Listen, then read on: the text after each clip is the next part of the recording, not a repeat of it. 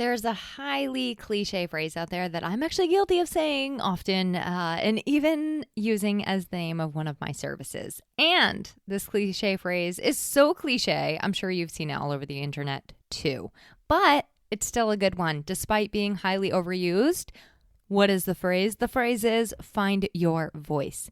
It's supposed to be a motivating reminder to discover your own unique way of expressing yourself, overcome your fear and hesitation of speaking up, and step out with confidence in your message, thoughts, and ideas. But what does it even mean to find your voice? Is that just what you do when you open your mouth and tell your spouse they're loading the dishwasher wrong? No. In this episode, we're going to break it all down together so that you can start discovering new ways to think about finding your voice. Welcome to Content with Character, the weekly podcast that'll give you the momentum you need to create content with more ease, clarity, and laughter. I'm your host, content copywriter Emily Aborn, and I'm all about unconventional marketing approaches. I believe in your big ideas, and I'm excited to help you share them in a way that's distinctly you. Hi, welcome back. If you're a loyal listener, you already know this, and if you're new here, you'll quickly find out. I'm a big fan of finding your distinct personality, flavor, flair, voice, and sharing your message with the world in the way that only you can. As a big fan of the concept, I feel like there is a little bit of a lack of defining how you find said voice. And often what I get asked is like, is that the same as personality? Is that the same as training my chat GPT to sound like me? How does my voice translate and change through various mediums and platforms? Like, am I the same person I am on LinkedIn that I am on Instagram? And most importantly, where was your voice before you found it? That one we're probably not going to answer today, but I think we can cover the rest for you. Now, while today I get to help so many people find and define their voice, when I first started out, I will admit that I did struggle to find mine too. And what I did is that I would hide behind other people. I would mimic styles and voices I admired. Like I might see something I really loved and how it was written and kind of like try on these different identities trying to find me. I was kind of like swerving around, trying on different voices for size, really anything but my own. And that is not, unfortunately, an uncommon story. After time and reflection and a better understanding of what voice really is, I'm able to take I'm able to see it through both an art and science lens. I also have watched how it plays out differently in various content. And it was really in experiencing and writing actually in quite a lot of different voices for people over the years. I've worked for thousands of people over the years, and I have written for 114 different industries. And every single one of the people, of course, you can imagine has a unique voice, while there are very distinct patterns. But so in writing for all of those people, that's actually how I came to find my own voice. And now I'm really able to express it in various ways and various places as like the most honest, most genuine reflection of me. And so right off the bat, I want to say like it's actually good to read a lot of things and books and listen to podcasts and other things like that, because hearing what other people are doing that you really love and also what other people are doing that you really don't love, it actually can help you get a deeper understanding of what your own voice is. And I would never say copy somebody else's voice. I'm just saying it all kind of serves as information for you to reflect on your own.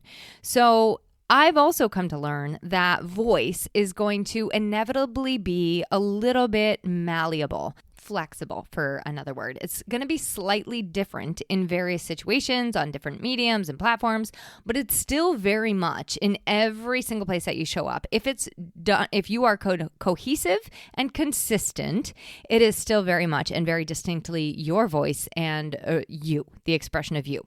So in this episode, I'm going to get started in what I actually help some of my clients with as they define, find, and express their voice in a one-of-a-kind way, and show you how to do that for yourself. And real quick before we get started, I want to let you know who the person is on the other side of your AirPods. In case this is your first time listening, I want to introduce myself. But I also want to give a shout out to Annika Jackson of the Your Brand Amplified podcast. Annika and I had a fabulous recent conversation on her show all about content creation and out-of-the-box marketing. It was like having a coffee with a good friend. So I'll include that link to that episode in the show notes. And I just want to thank Annika because she wrote me a stunning review for the podcast you are listening to right now. It was about the benefits versus features episode, and Annika says that I have a great conversational presentation style. I provide actionable advice to improve content creation and strategy anyone can use. I want to say big thanks to Annika. We're actually going to get into some of that conversational style in our episode today, but also coming down the pike here. I think it is March 18th that we have an episode on writing and speaking conversationally. So for those new here, I'm Emily Aborn. I am a small business copywriter and podcaster. I help small businesses to really make their unique imprint in the world. And how I do that is I create messaging, the words that are in their business, both online and off, that help them get more clients, grow their business, all the lovely stuff we all want. You can always connect with me, learn more about my obsession with socks and sea salt on my website, emilyaborn.com, and I always have links to connect with me in the show notes. After listening today, if you are still curious about finding your voice, if you would like help finding your voice in some specific ways, I have a couple of services that are really specific to brand voice. I offer a brand messaging guide, which is like defining your voice and showing you how to use it. It's very fun. And I also have podcaster, host, and guest bundles, both of which are going to help you to find your own unique way of showing up. And then, of course, I have strategy sessions, and all of my writing projects that are done with one-to-one clients, they have a voice finding element involved pretty heavily. So my superpower is either to do it all for you, if that's what you want, and write for you in your voice, or I'll guide you to define your voice with all the tools and give you the direction you need to get started on your own if you're a DIYer. So lots of good stuff. Check out my website.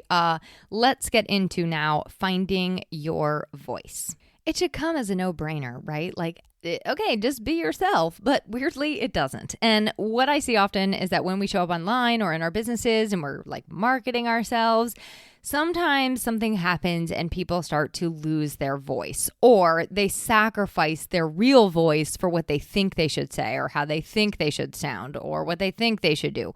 They'll copy and paste. Oh my God, don't even get me started. But they'll copy and paste from ChatGPT and like outsource their voice to something that actually, in my opinion, hasn't really found it.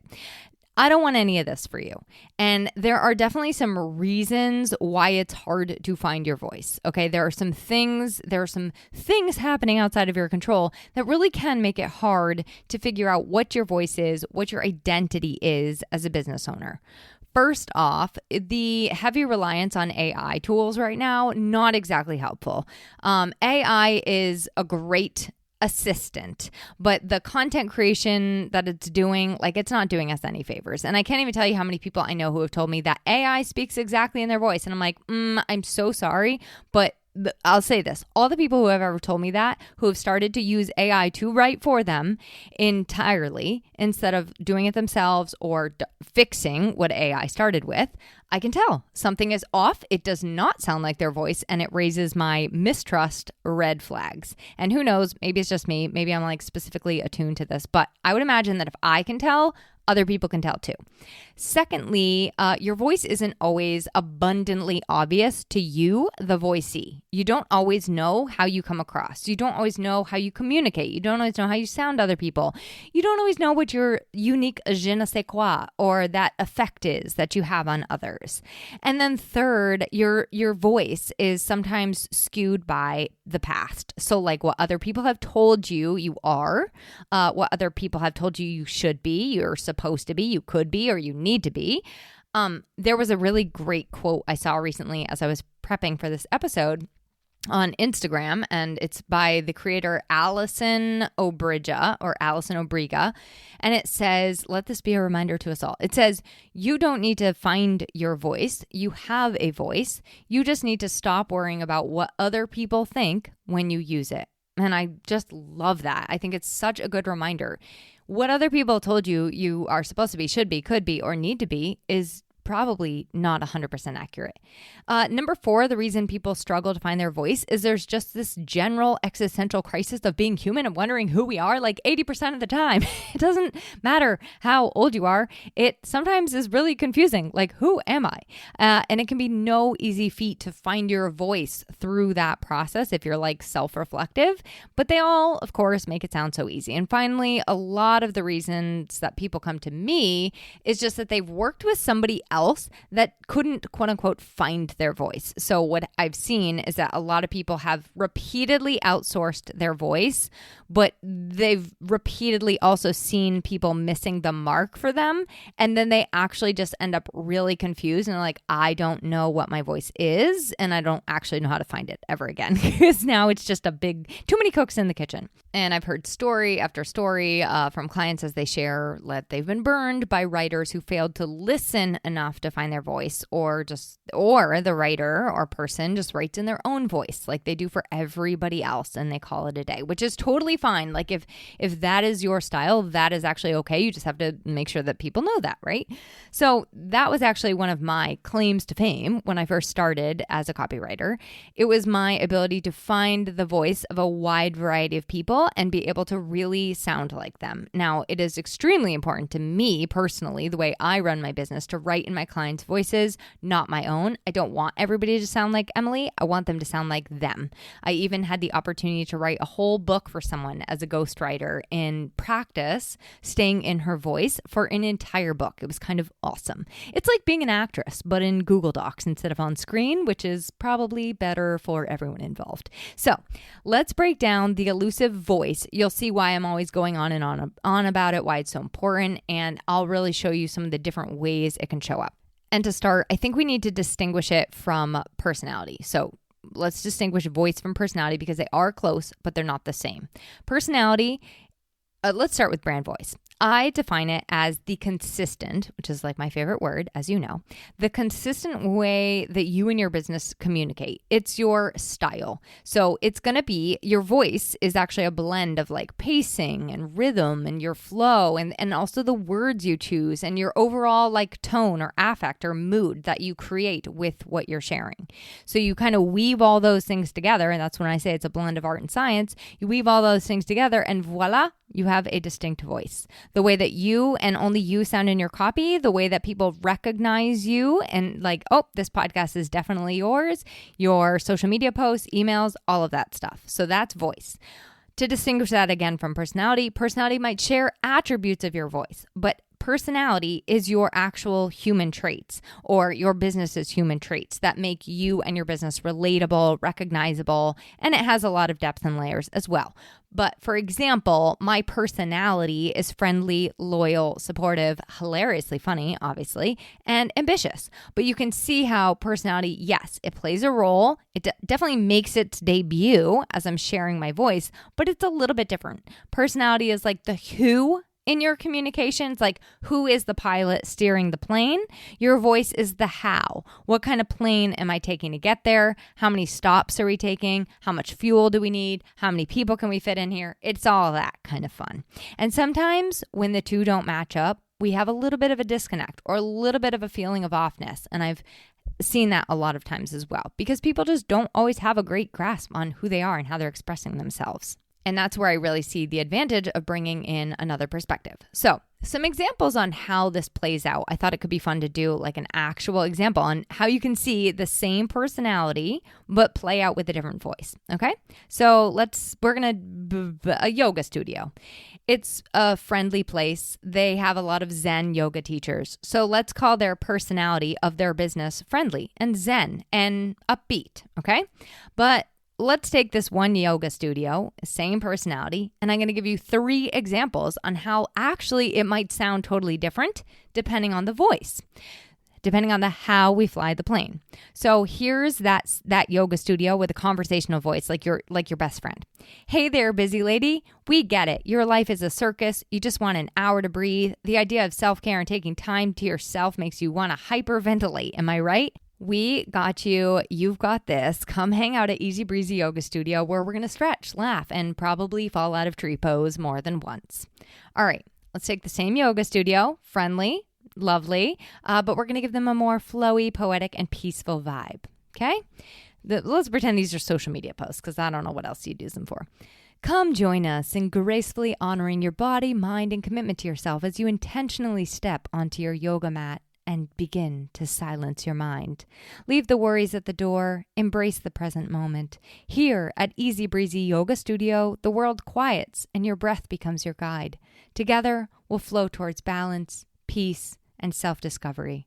Same, they're still friendly and personable, but we've now given them a very flowy, poetic, peaceful voice. Okay, and last example, this one is going to be like the educational, nothing but the facts, ma'am, kind of vibe. Same personality. At Easy Breezy Yoga Studio, we believe yoga is like a reset button for your body and mind.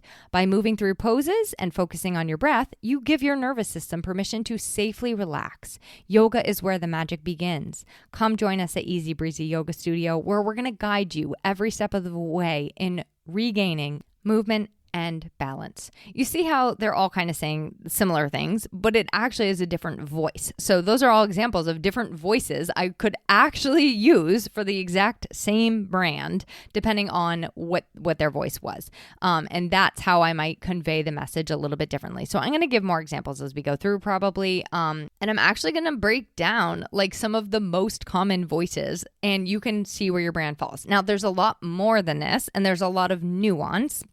And you might be one of these on the nose, or you might be a hybrid of a couple. You might also be one in one place more so, and another in another place, or a blend in another place. So for example, the voice on my podcast, website, emails, and social is ever so slightly different than my Substack. It's also going to be a little bit different than how I might email a client, because it is literally just sort of like a different, it's the same me, it's the same personality, but I'm showing up in different ways over there, and I'm just kind of like coming from different places in each of these seats, okay? So that's what I meant earlier when I said it's flexible and malleable and sometimes a hybrid. All right, so let's start with like what I'm going to call today the zesty optimist. This is like when other people see problems, you see silver linings. And in your messaging, your voice is always very hopeful, uplifting, positive, optimistic. You love guiding people to joy. You tend to avoid pain points and going too dark like the plague. You also like a little variety because it feels fun and playful. You're not going to go into the depths of industry jargon and complex language because you want to keep it focused on the lay person. You want to keep it on the everyday person. You like to keep it quick and moving along, and you've got like this upbeat, excited energy with everything you say and how you say it. This is a great voice. It is very hopeful and inspiring. You are bringing a joyful beam of sunshine. So keep on doing that and keep on helping people to be hopeful and positive. But here's what I would caution. So I'm going to kind of give you like what to embrace and what to watch out for. What you need to be cautious of is just making sure that you're not totally overlooking people's challenges and struggles while you're over there on your way to Happy Town and flying high on unicorns and rainbows. So don't fail to acknowledge who you're talking to and the nuance therein. You might want to pose it as more of like we can do this together. We've got this. And I know you may not feel it right now, but I promise you that, or I can help you feel better. And that's just right around the corner. So that will help if you take it off of yourself a little bit and just like how optimistic and happy you are because of your wonderful life and put it on somebody else. It can help to just make that a little bit more of a relatable approach. You also need to be sure that you're being clear in what you offer. Don't run a campaign on sparkles and fairy dust. Be cognizant of being clear in what you're sharing, next steps, why, all of that kind of thing. Next up, we have the leader, the confident authority. This is a very knowledgeable voice that comes from a place of expertise and confidence. They tend to be respected for their perspectives and insights on various subject matters, and they're always looking for the maximum amount of accuracy, conciseness, and they're keeping it really grounded, I think, as they speak. So they might want to venture more towards the lofty and complex language because they're speaking about big topics. So sometimes they might get into some of that lofty, complex language. And they also are going to talk and write in a way that's like a little bit more deliberate and slow, reminding people to savor every last word, ensure that they're really getting the depth of what you're saying. They tend to come across more serious, and they're careful to make sure that people are being steered in the right direction. So it's a great voice to have, a confident, authoritative voice.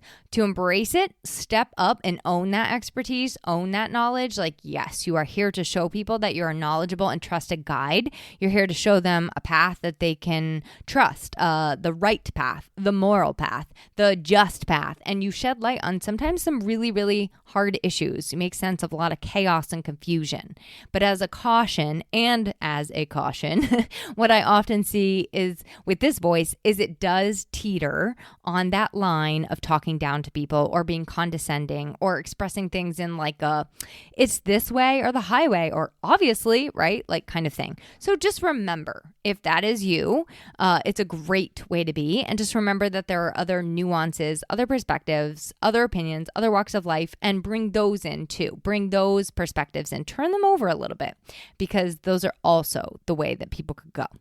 Next up, we have that peaceful, poetic, lovely, relaxing, meditative voice. This is the person whose voice is calm and balanced and harmonious and just radiates peace. Pass my yoga mat, please. Flowery and poetic word choices, long, stream-like sentences. So long, in fact, that you almost can't even tell how long the sentence has gone on, like this one, because it's just so abundantly calming and relaxing, and time fades away and you forget they didn't even use a comma, as everything is just melting into bliss and ease, like a meditation in my ear. Where were we again? The poetic can tend towards a little bit of vague language, transcendence, elegance, luxurious, essence, true self, abundance, words that make me, yes, feel peaceful while I'm reading them, but you also need to kind of sometimes define what they are and or use language that is speaking to what people actually say. And sometimes this is the language of your people. These folks love to invite people to do things rather than to get them to like buy now or click here. And so to harness this, I would really invite you to keep doing what you're doing, but bring in more tangible personal stories. I would be cautious of vagaries and word salads, like words that say a lot but don't actually really mean anything, because they can come across fluffy. And please don't throw your calls to action to the wind. People need to know that you're in business. They need to know what you're offering. They need to know how to work with you. So yes, make them feel like it's going to be a relaxing experience on a tropical island to work with you. Fine. But let them know how to work with you. Okay, let's move on to the factual instructor. This is my husband, actually. And I think I said that the facts, nothing but the facts, ma'am, was for the authority figure, but it actually goes with this one, the factual instructor. It is my husband. Like I said, man loves him some cold, hard facts and then breaking them down for you, translating them, if you will. He's a residential home painter. And when he posts to Instagram, he doesn't just like to show what he did. He doesn't just show the before and after. He likes to take people through his process of why and help them solve problems before they become problems by giving really useful, I'd say step-by-step information. He'll talk about what the house looked like when it started, what the problem was, how detrimental that was to the long-term health of the home, and the products and steps he used to solve the issue. He wants people to understand the why behind the what, even if they're not going to do it themselves. That's his voice. That's his style. Instructors really love to read and consume, and then they'll come back and give you like the tips and tricks and action steps and condensed information. So they tend to be they start with very complex language and complex ideas, and they can boil it down for you simply and concisely with exactly what you need to know. Nothing more, nothing less. So if this is your voice, keep on doing what you do best. Break things down for people to understand and see it in new ways that they may not have been able to understand before. It's so helpful. What I would caution here is don't always lean on facts and information and frameworks and how-tos and strategies, because that's not always showing your personality too. It gets a little stale and a little dry, and it's easier for just anyone on the internet to copy you. Ask me how I know, because that actually happened to me recently when I was just sharing facts and information. We also want to know you. We want to hear your personal stories, your applications, your examples. So keep that voice and mix up some of the variety of the content that you're delivering. Remember, not everyone cares about the why behind what you're doing. Trust me, when I get so excited about SEO, I'm like, I have to tell you exactly what I'm doing and what's happening. And people are like, please just write it for me and save me the lesson. They don't want to know how I got there. They just want me to get there. So do know thyself and do know thy people. Remember, in all cases, that content is a bridge, not just a math lecture. Okay. We're going on to number 5. Yes, I just started numbering these now. This is the friend you can share just about anything with, or if you want a more concise name for it, the trusted confidant. This is the friendly, warm, relatable, honest, mostly bubbly, but can also go really deep and dark with you, and they're no stranger to painful emotions. They're a straight shooter kind of voice. Skip the small talk. We want to know about what you talked about at therapy today. We're going to help you laugh at yourself about it, and they really focus on practical advice, solid guidance, but also emotional support. It's kind of like an I've got your back and also I can handle anything you've got and throw my way kind of vibe. So as these people learn, they love sharing what they learn in a really approachable and relatable way. It's very conversational. So a lot of these folks, myself included, if you hadn't guessed, this is who I am, we will write how we talk, even bending the rules of writing and grammar to add that unique flair. Like you just got to get your voice in there. So like I said, this is my primary voice, and this is what I use in my podcast. This is my voice in my podcast and also in my writing, a lot of my writing. It's throughout my website, it's in my social media, it's in my email newsletters, and I feel like I'm talking to you as though you're like right in front of me right now, okay? I sprinkle in a little bit of how to, of course, but like 99% of the time, we're just kind of having a little chat here. So I, in turn, want to dish out all the dirt, spill all the tea, but I want to also help you get to where you're going. Like I'm really a loyal, trusted confidant, and I want to help you. And so if this is your voice too, do embrace it because it really does help people connect with you and feel seen as they walk alongside you. And just be careful, and I speak from experience, that not all situations are going to warrant this kind of voice. So for example, with my one-to-one clients, I don't use the same 30,000 exclamation points that I might use with you.